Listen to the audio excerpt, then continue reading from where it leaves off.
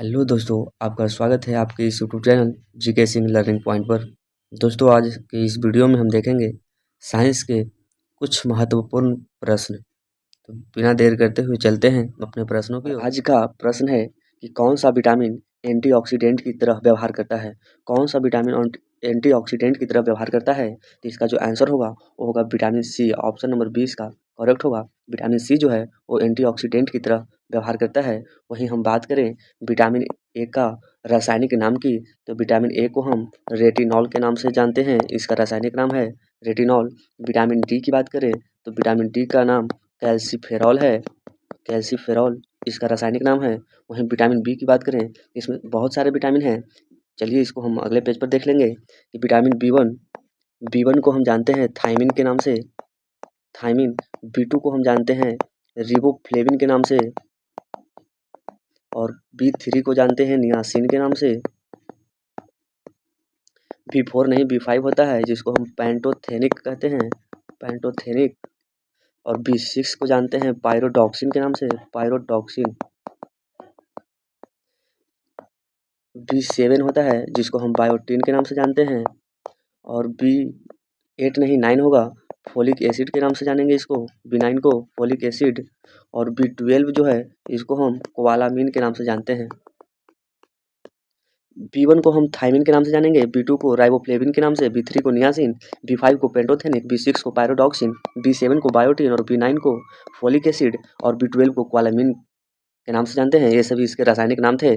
Next प्रश्न है कि मानव में एक तंत्र का भाग है, मानव में वृक्क एक तंत्र का भाग है जो किससे संबंधित है। मानव में वृक्क एक तंत्र का भाग है जो किससे संबंधित है, तो आप सभी को पता होगा कि वृक्क जो है वो उत्सर्जन से संबंधित है। यानी कि ऑप्शन नंबर सी जो है इसका करेक्ट होगा कि वृक्क उत्सर्जन तंत्र से संबंधित है मानव शरीर में। नेक्स्ट प्रश्न है कि रुधिर में एक तरल माध्यम होता है, रुधिर में एक तरल माध्यम होता है जिसे क्या कहते हैं। रक्त में एक तरल माध्यम होता है उसको हम क्या कहते हैं, तो उसको हम प्लाज्मा कहते हैं। यानी कि ऑप्शन नंबर सी इसका करेक्ट होगा। रक्त में एक तरल पदार्थ होता है जिसे हम प्लाज्मा कहते हैं। यानी कि ऑप्शन नंबर सी इसका करेक्ट है, प्लाज्मा। मानव में सांस वर्णक कौन सा है। अगला प्रश्न है कि मानव में सांस वर्णक कौन है। एंजाइम, ग्लूकोज, क्लोरोफिल या हीमोग्लोबिन। इसका जो सही आंसर होगा होगा हीमोग्लोबिन। मानव में सांस वर्णक हीमोग्लोबिन है। ऑप्शन नंबर डी इसका करेक्ट है।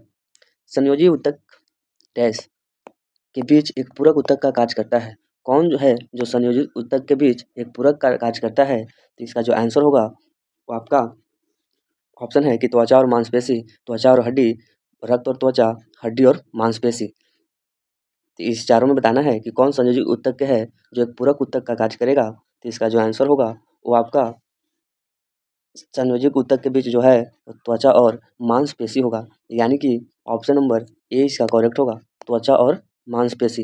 त्वचा और मांसपेशी जो है संयोजक ऊतक के बीच एक पूरक ऊतक का कार्य करता है। यानी कि ऑप्शन नंबर ए इसका करेक्ट होगा। नेक्स्ट है कि निम्नलिखित में से किस जलीय जंतु में गलफड़े नहीं होते हैं। निम्नलिखित में किस जलीय जंतु में गलफड़े नहीं होते हैं। ऑक्टोपस भी जलीय है, स्क्विड है जलीय है, क्लाउनफिश भी जलीय है और व्हेल भी जलीय है, लेकिन किसमें गलफड़े नहीं होते हैं, इसका जो आंसर होगा वो होगा ऑप्शन नंबर डी, व्हेल। कि कौन सी कोशिकाएं हैं जो पूरे शरीर में भ्रमण करती है और रक्त स्राव के स्थान पर रुधिर का थक्का बनाकर उसका मार्ग रोक देती है। यानी कि सिंपल क्वेश्चन है कि रक्त स्राव को कौन है जो रोकता है। यानी कि कोई भी भाग हमारा कट जाता है, कुछ देर बाद उसका जो खून है वहाँ से निकलना बंद हो जाता है, तो कौन सा जो पदार्थ है जिसके कारण वो खून जो है थक्का बन जाता है, तो उसका जो आंसर होगा वो होगा प्लेटलेट्स। यानी कि ऑप्शन नंबर सी इसका करेक्ट होगा, प्लेटलेट्स। प्लेटलेट्स के कारण ही हमारा रक्त जो है वो थक्का बनता है। यानी कि ऑप्शन नंबर सी इसका करेक्ट होगा, प्लेटलेट्स। नेक्स्ट है कि राइबोसोम निम्नलिखित में से किसके लिए कार्यस्थल है। राइबोसोम निम्नलिखित में से किसके लिए कार्यस्थल है। प्रोटीन संश्लेषण, प्रकाश संश्लेषण, वसा संश्लेषण या श्वसन। तो राइबोसोम का क्या काम है, इसका जो काम है वो है प्रोटीन संश्लेषण का। यानी कि ऑप्शन नंबर ए इसका करेक्ट है, प्रोटीन संश्लेषण। आहार नली में अंगों द्वारा स्रावित कौन सा रस वसा के पाचन में महत्वपूर्ण भूमिका निभाता है। आहार नली में अंगों द्वारा स्रावित कौन सा रस वसा है जो पाचन में महत्वपूर्ण भूमिका निभाता है, तो इसका ऑप्शन है कि अग्नाशयी रस लार, हाइड्रोक्लोरिक अम्ल और श्लेष्म, पीत रस और अग्नाशयी रस लार या हाइड्रोक्लोरिक अम्ल। इसका जो आंसर होगा वो होगा पित्त रस और अग्नाशयी रस, यानी कि ऑप्शन नंबर सी इसका करेक्ट होगा। पित्त रस और अग्नाशयी रस जो है आहार नली अंगों में स्रावित होता है, जो कि वसा के पाचन में महत्वपूर्ण भूमिका निभाता है। नेक्स्ट प्रश्न है कि निम्नलिखित इनमें से क्या रक्त स्कंदन में सहायक है? इनमें से कौन है जो रक्त स्कंदन में सहायक है, यानी कि रक्त को जमाने में, थक्का जमाने में सहायक है? इसका जो आंसर होगा वो होगा ऑप्शन नंबर सी, विटामिन के। इसके पहले वाले प्रश्नों में हमने विटामिन ए का रासायनिक नाम बताया ही था, रेटिनॉल। विटामिन डी का रासायनिक नाम कैल्सिफेरॉल। नेक्स्ट प्रश्न, निम्नलिखित में से कौन सा अंग एक प्रोकैरियोटिक कोशिका में समानता दिखाता है? निम्नलिखित में कौन सा अंग एक प्रोकैरियोटिक कोशिका में समानता दिखाता है? केवल माइटोकॉन्ड्रिया, केवल क्लोरोप्लास्ट, या क्लोरोप्लास्ट या माइटोकॉन्ड्रिया दोनों, या इनमें से कोई नहीं? इसका जो आंसर होगा वो होगा ऑप्शन नंबर सी, क्लोरोप्लास्ट और माइटोकॉन्ड्रिया भी दोनों, यानी कि क्लोरोप्लास्ट और माइटोकॉन्ड्रिया दोनों जो है वो है एक प्रोकैरियोटिक कोशिका है जिसमें समानता दिखता है।